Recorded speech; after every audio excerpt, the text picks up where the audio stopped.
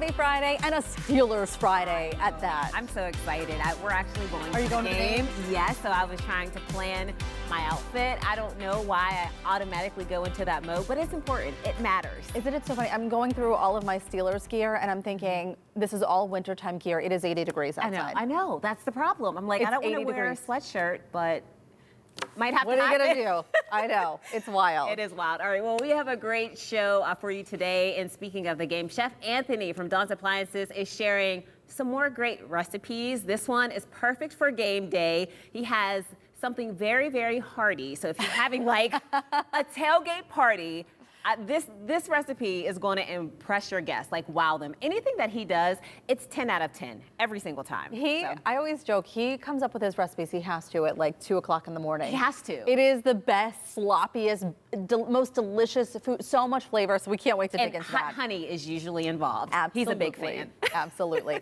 All right, one of the biggest shows right now on TV, if you're streaming, is Love is Blind. If you're not familiar with this show, you got to catch up because it is one of those, I'm sorry, what kind of shows? There's a local artist, her name is Hannah Phillips. She recently made a post on Instagram saying this would never work in Pittsburgh. Take a listen to what she had to say. We would all know who everyone is probably within the first 2 days. Like, oh, you said your name was James?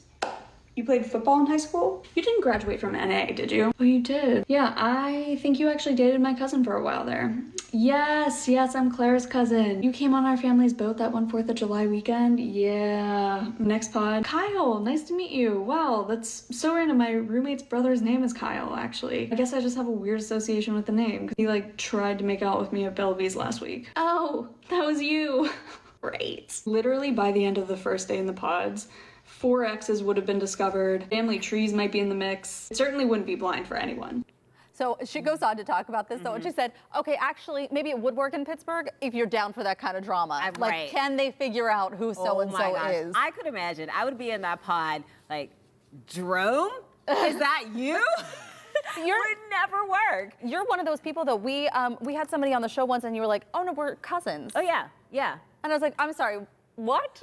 Well, I mean, just being married to my husband, I'm cousins with half the city just by default.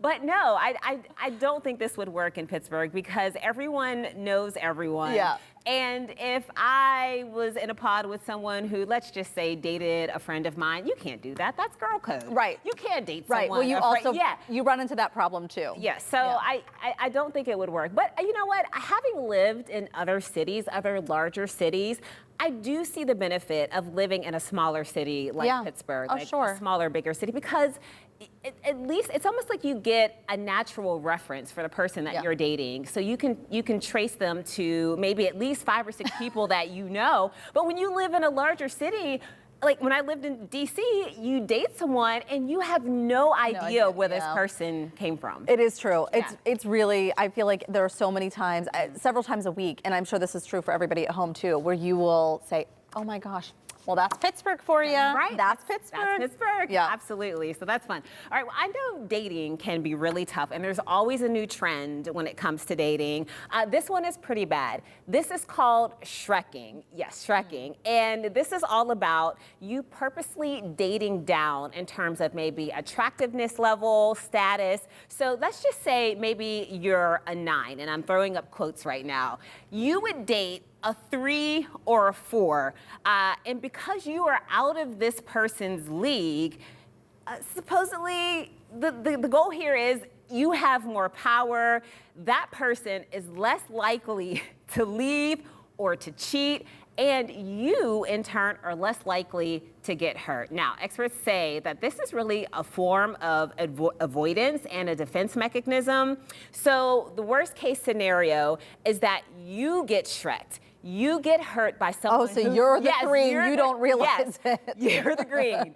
You get hurt by someone who you didn't even like in the first place.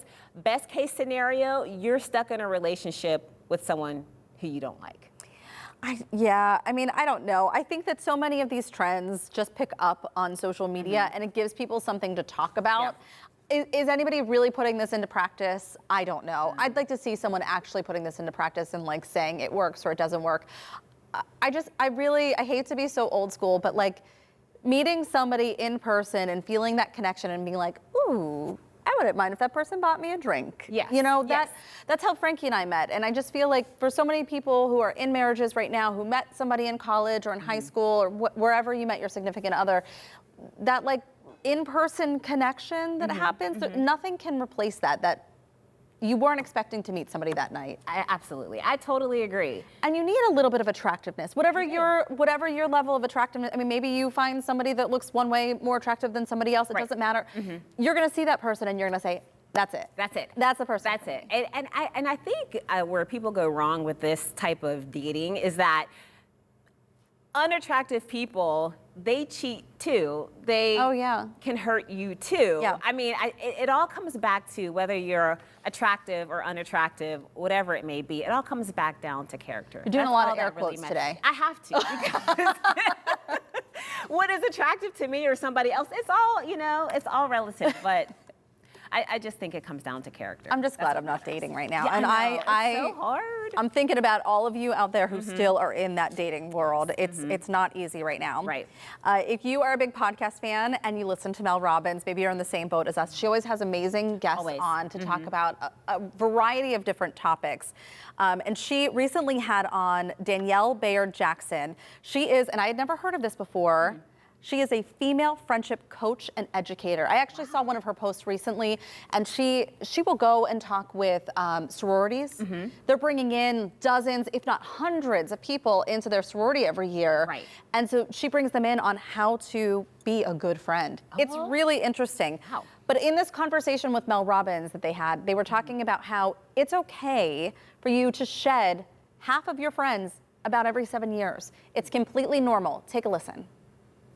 I hope that makes people feel a little less ashamed if they have friendships that don't work out, because what that says to me is that there's this natural pruning that happens throughout your life. I also hope that has people release any shame around needing to make new friends, because I hear people say, I'm out here making friends at 42. I should have had all my friends from high school. Really? Because I know some of the friends I had in high school, it would not be appropriate for us to still be friends. I thought that was really interesting because you're going to keep some of your friends, right? But I know a lot of people who are still really good friends with the same core group. Maybe they haven't expanded their group of friends, and that's okay too. Whatever works for you. But I think in my life, I have always felt like maybe I don't have that good core group. I haven't maintained those like 5 friends from high school or those few friends from college. I keep in touch with people, but it is much less than I would say other people.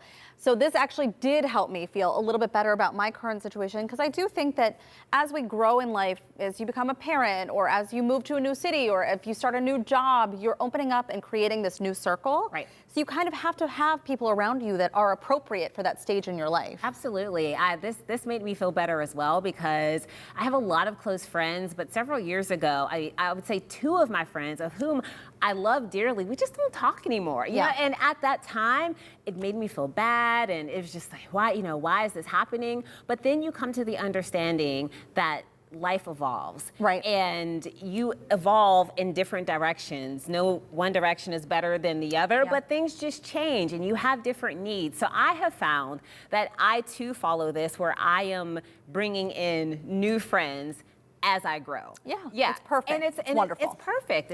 I love that idea. And I want to talk about birthdays. Yeah. Because this is something, especially if we're talking about keeping friends, this is one way how you can lose some friends. So, this is a perfect time for you to get your family, your friends together, maybe throw a party. Well, in this case, it didn't happen this way. So I want you to take a look at this video. There is a chef, Chef B is her name. She posted this video. She threw this just extravagant in-home party for one of her clients. The client hired this caterer. She wanted to surprise her friends. So she has this big spread of food. She even hired a bartender. She had music. It's beautiful, So right? So this woman threw herself a birthday party. She threw herself a birthday party, invited her friends. All of her friends said that they would be there. And then no one showed up. Not a soul showed up. So the person, the chef that catered this party, she even offered to stay because she felt so bad. And the surprising thing to me was when you go to the comments of this post, you see so many people, almost everyone, saying that this happened to me too. I threw something, I had a shower, I had a birthday party, I had an event, invited my friends, and no one showed up. I think it's time for some new friends. Yeah? I think it's time for, I don't know this person, but I feel like if you were doing something, and as we get older, we know no one's throwing us a party. Right. No one maybe cares about your birthday except for your close family. And so unless you're shouting it from the rooftops like, hey, guess what tomorrow is? It's my birthday. You're not going to get any special treatment. It's just part of life, I think, as we get a little bit older. I think it's okay to want to celebrate with the people you love. But if those people aren't showing up for you, it's time to get new friends. Yeah, I agree. You know what? I had an experience. It wasn't a birthday party, but this was back in the day. I put together this amazing fashion show. I had models, of course, but I had all of these practices, all of these different theatrics. 5 people came. Oh, and I mean, yes, a couple of my good friends were there, but not everyone came that I invited. And I mean, that's a little different. I think that was more so marketing, but I felt that. Like, I felt that emotion. Like, where is everyone? And so I understand why people were in the comments saying that.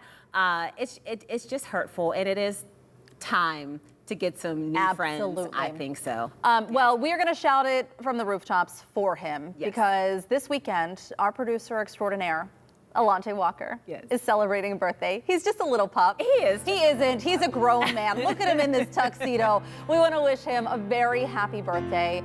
We are so excited. We're going to be celebrating him in a big way because we're going to the Emmys. I know. Next weekend. We're all going to Philadelphia together. It's going to be a wild time. I love this James Bond look he has going on here. Very sharp. Yes, and Alante is so much fun.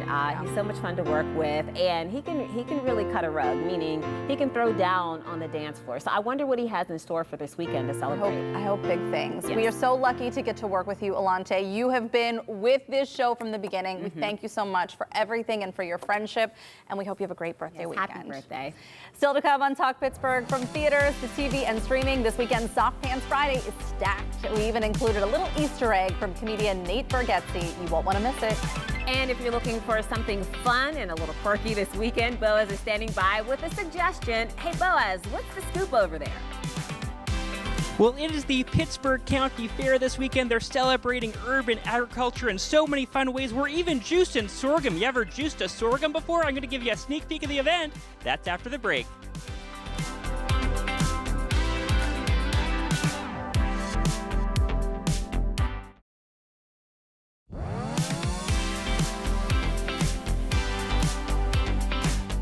Where can you find tomato beauty contest, oat milk chugging, live music, and pony rides? Well, you don't have to go very far. The Pittsburgh County Fair is happening here in town tomorrow at Allegheny Commons Park, and Boaz is getting a sneak peek of some of the festivities.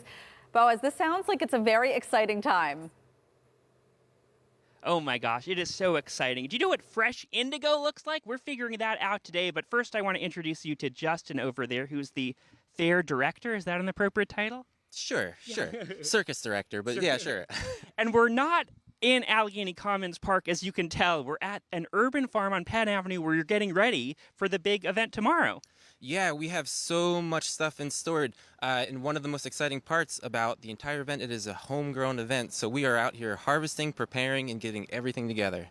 And there's so many things going on. There's foods, there's grape stomping. We're going to get to some of that later. But one thing that was really cool is sort of the fabric stuff. And people don't sort of forget that we're wearing plants right now. And so you're reminding people about that at this event. Yeah, absolutely. So the event itself, the Pittsburgh County Fair, we designed this to highlight urban agriculture. But when we were thinking about agriculture, we wanted to approach it from like a more broad sense. You know, most people will think about food, which is great, and they should, but agriculture kind of touches everything that we have. So basically, our whole lives are surrounded by it, and so we kind of tried to go off into these other angles with like fibers and building material, everything. We cover everything. Well, we've got, let's bring this up over here. This is flax, right? Yeah. So this is flax. So here we have, this is flax from the farm when it's just harvested, and then we put it through a process that makes it kind of like this rotted stalk.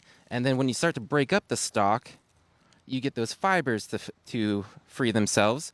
And that is then what we end up getting here. And then we have a lot of hand spinning activities at the fair. And this is what the finished product will look like that you can then weave into a t-shirt or a coat or a glove or whatever you want. So you can come with a stock and leave with a shirt. Not quite. Yeah, or at least exactly. we'll give you Yeah. some of the tools to do it. Absolutely, yeah.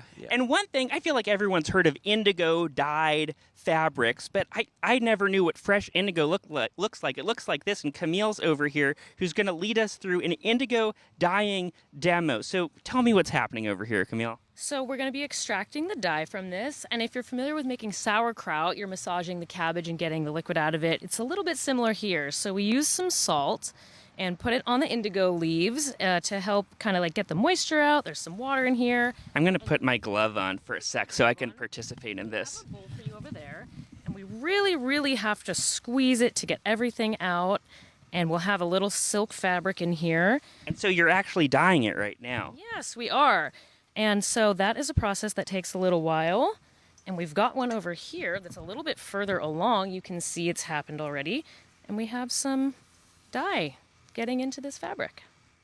That is wild. And what about, is this also indigo dyed over here? Yeah. Yeah, this is indigo dyed. I didn't do it, but somebody did. And it looks very beautiful.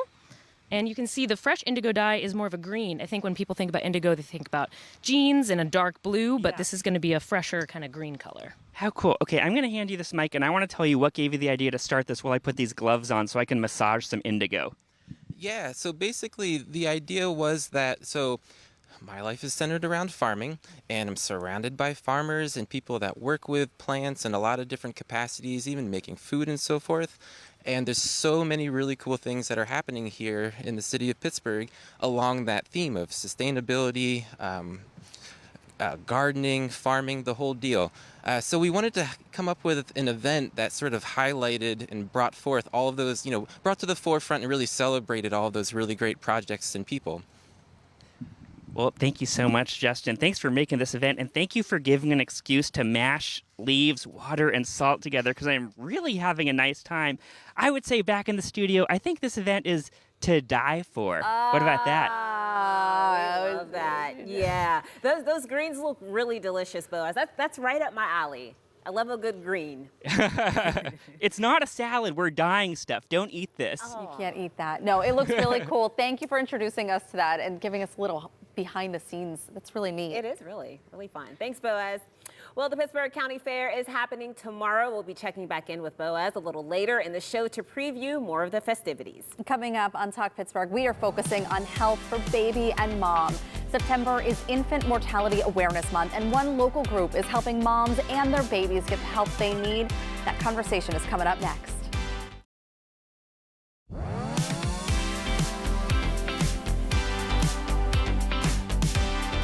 Welcome back. In Pennsylvania, giving birth can be deadly, especially if you're a black woman. In our state, black women are 3 times more likely to die from pregnancy-related complications than white women. But there are people working hard to lower the death rate, giving women and their children more access to care before, during, and after pregnancy. Joining me now is the CEO of Healthy Start, Jada Sherrill, and community health advocate, Faith Otey. Welcome to you both. Thank you for joining us this afternoon. Jada, I wanted to first start with you and talk about the programs that Healthy Start do for people who don't know about it. Absolutely. So Healthy Start has been serving Allegheny and surrounding counties since 1991. So that's almost 35 years of impact, serving moms, babies, fathers, and families. We're best known for our community-based in-home services, which include education assessment, connection to resources, whatever a family needs, getting down on the floor with mom and baby and supporting them and getting acclimated to parenthood. We have grown since 1991 to broaden our focus from direct and community services to systems change efforts that can help improve the lives of moms and babies. So we have a policy and advocacy team now, really understanding how policy impacts our everyday lives. We have a research team And we do a lot of convening, bringing people together around issues that impact women's health, maternal child health, and public health generally. Okay. And Faith, I want to hear from you. You have directly benefited from the work that Healthy Start does. Tell us a little bit about your situation and kind of where they came in at this hard period, I'm sure, in your life. Yeah, I was in a not so healthy marriage, and when I had my first daughter, or my first child rather, I had enrolled in the program, and they were an unexpected village of support during that time, really helping me with my breastfeeding and just other little, emotional things that I was struggling with. It was wonderful. Yeah, and had they not been there, what do you think would have happened? I mean, I'm sure I would have survived, but I don't know if I would have survived and look how I look now. Yeah, right, and you look fantastic, so they came in right in time. Yes. So why is there such a need for a program like this, especially when it comes to maternal health? Yes. So the reason that the program was started in 1991, so Healthy Start is a national initiative. There are over 100 Healthy Start programs across the country. And our original focus was reducing the rates of infant mortality, infant death. And what we learned along the way was you can't have a healthy infant without a healthy mom, without a healthy community, without a healthy relational dynamic between mom, dad, partner, or whatever that relationship looks like. So we're still seeing that the societal, environmental factors that our families are living in is contributing to health disparities. And so in Allegheny County, we focus on Black women and babies specifically, with the understanding that our work improves community health for everyone. But the data tells us, as you mentioned in the opening, that Black women and babies are more likely to die from preventable causes. And so that's really the challenge of it, or the thing that is the worst part, is that many of these deaths are preventable.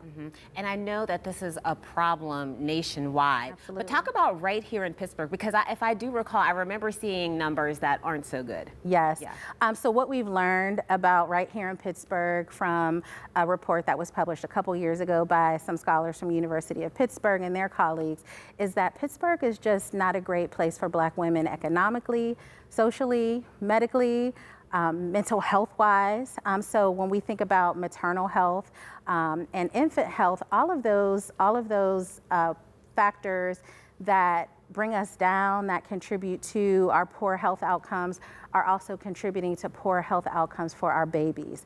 So when a woman gets pregnant, all of that stuff that she's dealing with, it doesn't go away, it gets amplified, and it impacts her baby and it impacts her health outcomes. Okay, and you guys have a big gala coming up next week to really celebrate the people who are pioneering and championing this effort to change things. Tell us really quickly about that gala. So our gala is coming up next Thursday, September 18th. Registration is still open on our website. It closes Monday at noon. We are featuring Dr. Uche Blackstock. She wrote a book called Legacy, and it is about her journey from her childhood, seeing her mother, who was a medical doctor in Brooklyn, and her situation and how that inspired Dr. Blackstock to take the path that she took, starting her career in medical and providing medical care, but then transitioning to a focus on health equity. So there's a lot of alignment with her path, what we see nationally in the data, the work of Healthy Start in Pittsburgh, so we're really excited to have her. Also, September is National Infant Mortality Awareness Month, and sleep-related deaths is one of the highest causes of death of infants, and so we are starting a Safe Sleep Community Task Force to really look at how we can continue to support community in understanding safe sleep and preventing infant death, and all of that information is available on our website. Okay, well, it sounds like a fantastic program. Thank you both for being here, and I'm so happy that you two linked up and that you found the support that you needed. Thank you both. Thank you. All right, well, the Healthy Start Maternal and Child Health Gala is happening next Thursday, September 18th at the Omni William Penn Hotel. We're going to have more information about this event as well as the Healthy Start organization on our website. Well, still to come on Talk Pittsburgh, marriage isn't just one story. The chapters unfold in stages. We'll break down what those stages look like, see if your own marriage is represented, maybe in the frustration stage. That's next.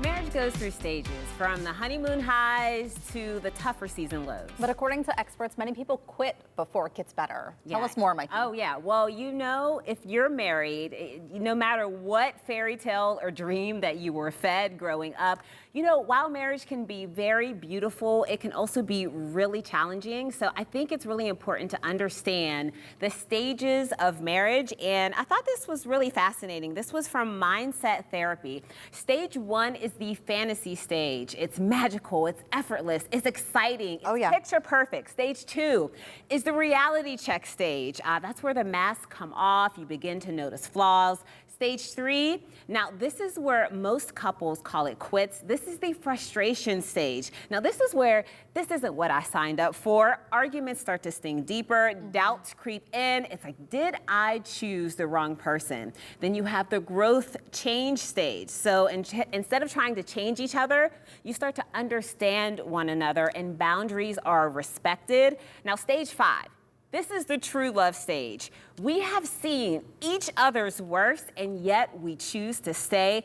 And the final stage, which is the legacy stage, now this is relationship goals. You inspire each other, and it is lasting. The relationship is meaningful. So I think it's really, really good to understand that you're going to go through all of these different stages, and when you're in that stage 3, which is the frustration stage, it's really easy here to give up.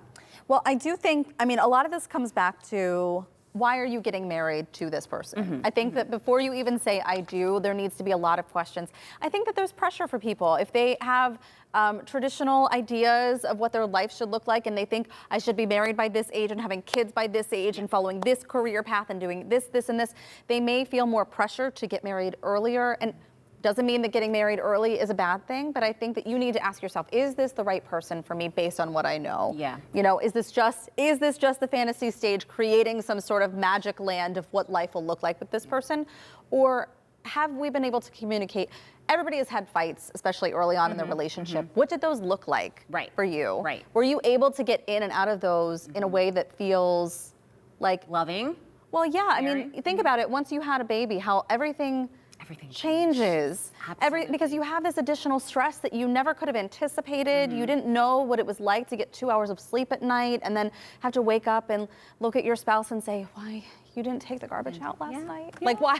It's not, you know what I mean? It can be the little things. But yeah, and I know we were talking earlier in the show, to your point, about Shrekking and the dating term and dating down and how that's a bad idea. And I think it is a bad idea because in order to navigate the stages of marriage and the really hard times, I find that you really have to love that person. You really have to adore that person to be able to get through the really tough times. And it's so true. I don't think that people talk enough about it. It's not just the wedding. It's not just the honeymoon. It's real life, everyday life. And especially when you add kids into the mix, it can be hard. Yeah. Well, and adulting alone is tough. There are going to be hard times for anybody. And we're all human, so we're all going to make mistakes along the way. So working through those mistakes with your partner or your own self, if you've done something, you know, it's just kind of, you have to have the right person beside you who wants to get life through with each other. Because you're dealing with that person's, all of their experience, all of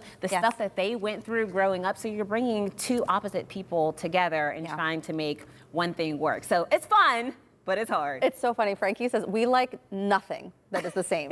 Nothing. But it works. Yes. We work. It's a track. All right, well, we just walked through the stages of marriage. Now we're talking about a different kind of love language, and it's one that contains carbs, cheese, and beef. Oh, that sounds lovely, doesn't it? Find out how to make a dish perfect for a tailgate, but may just win you some date night points, too. Oh, sign me up.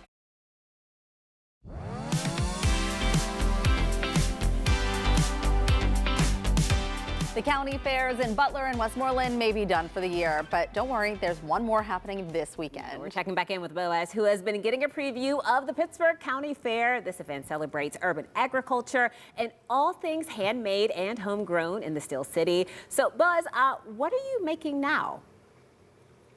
Well, the same thing I make every Friday, sorghum juice, of course. We've got Liz and Valerie who are operating the sorghum juicer. I guess it's actually a sugarcane juicer.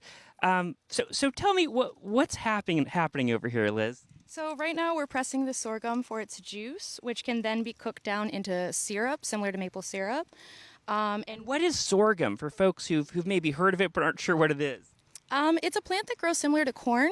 It's usually harvested for its grain, but here we're using it for its sugar. Well, I've got a glass over here, so can you pour me a little bit of sorghum juice? And this will be something that people can sample tomorrow at the event, right? Yes, they can have some at the event. They should. Yeah. Okay, this might look at it. Just can you see how green this is? I love this. It's like Kool-Aid. I'm gonna take a sip. Oh my goodness. It's like so sweet and flavorful. This is so cool. Cheers. Cheers to sorghum. Well, I want to check in with Justin over here. This is the third year, and you're sort of the man behind this big event.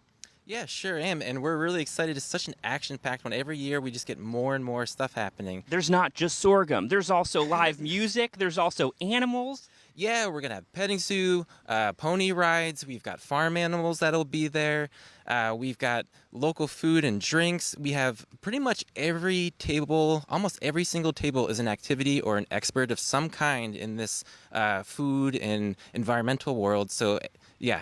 Something to do everywhere, every turn. Yeah, something for everyone. And you've got a range of produce here on the table, and I know that there is a sort of a tomato beauty contest. Yeah, so we have a range of, kind of like in a typical county fair tradition, we have a bunch of contests. So we have the best tomato in Pittsburgh that we'll be awarding. We're going to do an apple pie bake-off. We have a natural fiber contest and a backyard poultry contest. All of these you can find at PittsburghCountyFair.com, and there's still time to enter those to get yourself some awards. Well, tell me what's entailed in the poultry contest. Like, do you have to teach the chicken a simple dance? So that one. So there is the bird flu disease right now, so we can't bring any livestock to the fair. Okay. So it's actually a photo contest where you take a picture of your backyard. There's not a lot of livestock in the city, so this was our way to be able to figure out how to do that, to bring that into the fair. And one competition I'm excited about is the oat milk chugging competition. Tell me about that. Yeah, so we have a bunch of fun main stage competitions. One includes grape stomping, where people will be using their bare feet to stomp grapes and try to fill up the most juice as they can. And another example of that is our fun variation on the milk chug. We're in the city after all, so we have our oat milk chug here. Okay, well, let's do it. We've got Valerie, we've got Justin, we've got me. We're all going to grab a glass, I guess. Okay, Liz is on too. What does that mean, Valerie? Are you drinking the giant one over there? Well, you've sort of picked the short straw. Okay, so I wonder if you in the studio could you give us a little play-by-play of this oat milk chugging contest? All right, here we go. All right, it's a lot of plaid happening out there in the field. Yes. And we're off. We see oat milk. it looks like Boaz might be in the lead. Yes. He's wow. Oh, It's not even though. It's not fair. Some people have more than others. Justin.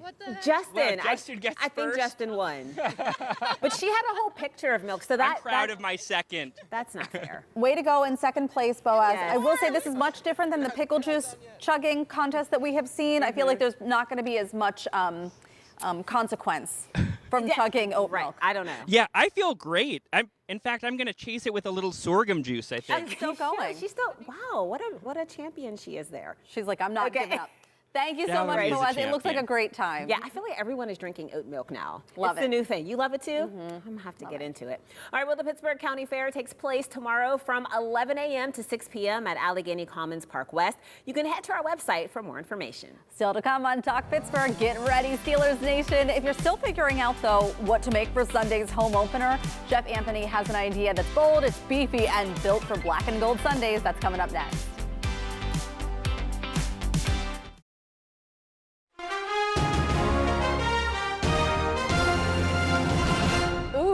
I just got goosebumps. We are less than 48 hours away from the Steelers home opener, and whether you're watching from Acrisure Stadium or your living room, your Sunday spread needs a star player. Yeah, well, tailgate food is getting drafted to the big leagues today. Chef Anthony is here to show us how to make a Super Bowl like no other. It smells so good in here. See what we're doing here? Yeah, yeah. Yes, This is great. We're coming out, you know, the season. We're gonna come like guns blazing. We want to be like winning. So we have the chuck roast, pot roast thing that we love to see here. This is a nice chuck, and I seasoned it overnight just to give it that good zhuzh and flair. What did you season it with? So that's like it's like a Montreal steak, heavy garlic, a little bit of everything else. But since it's like really thick, we want to make sure it gets in. So try and get it in overnight.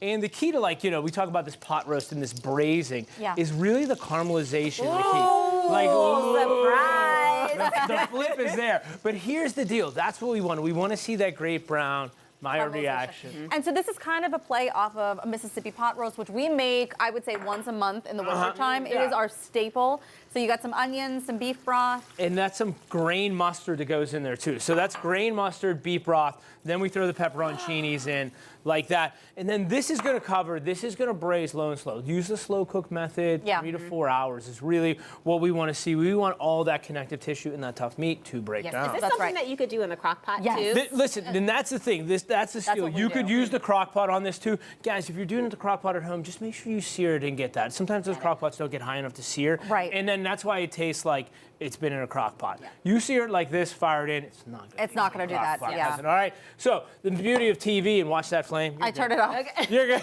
I could smell your arm hairs burning off. You know me, like, I don't even flinch. It's like, it's weird. It's weird, but not weird. All right, magic of TV, let's roast it up. Here's the final product. So, like, it looks super fun, and that's exactly the way it is, but we're going to shred this down. Look at that. Fall apart You know what like I mean? that. It's like the... never happens in my house. Like it. Right? Yeah, it does. It has to. I promise it doesn't. You need another half hour in the oven, all right? I haven't. Oh, God. So, and like I just take all this fond, they call it the fond, the bits and pieces on the bottom, and we mix that around and we get all that good zhuzh, right? This is different than a crock pot, though, because you're not going to get it's going to be a little bit soupier. A little bit soupier.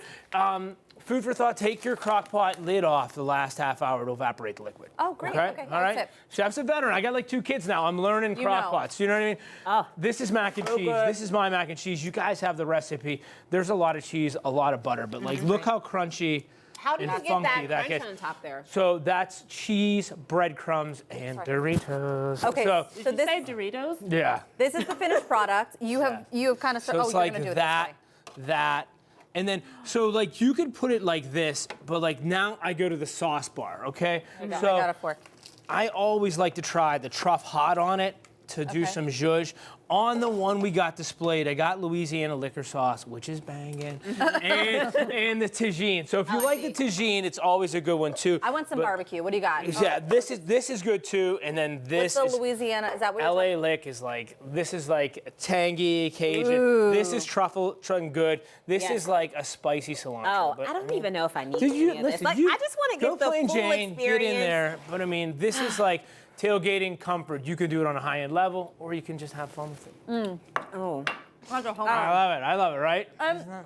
What I love about this too is that if the kids just want the mac, they get that. You're right. You build your own Yes. bowl. It's amazing. 100%. This covers everybody in the family. Love it. Delicious. So good. We want to say thank you to our sponsor, Don's Appliances, and we're going to have this recipe for both the mac and cheese and your Mississippi pot roast and the whole thing combined on our website, ktqa.com/talkpittsburgh. We'll be right back. Coming up on Monday on Talk Pittsburgh, as the leaves turn and the cold moves in, Pittsburgh becomes a paradise for bird lovers. Fall migration is underway. Boaz is taking you on a bird watching adventure you won't want to miss. And buttered noodles are getting a glow up this National Linguine Day. We're cooking an easy elevated pasta dish perfect for anyone ready to step up their weeknight routine. Thanks for being with us. The KDKA TV News at 4 starts right now.